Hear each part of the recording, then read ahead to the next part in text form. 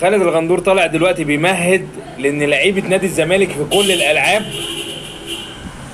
هتضطر انها تمشي من نادي الزمالك. طب ليه هتضطر تمشي من؟ لان بقى لهم شهر واثنين وثلاثه واربعه ما خدوش مرتباتهم، ما خدوش قيمه عقودهم. تمام. ليه؟ قال يا هم عشان محجوز عليهم. طيب الحجز كان قبل كده بقى، يعني هو بيقول لك ان في ناس واصله ان بقى لها 7 شهور ما بتاخدش مرتباتها. الحجز على نادي الزمالك ما بقالوش 7 شهور. تمام. ما بقالوش الكلام ده، بس انت محجوز عليك. مش ذنبي انا كاهلاوي ان انت بتخسر وان انت لعيبتك هتمشي. انت نادي متعود على كده، انت نادي متعود على كده من زمان مش من دلوقتي بس. ففكره ان انت بتلوم على الدوله هتعمل لك ايه؟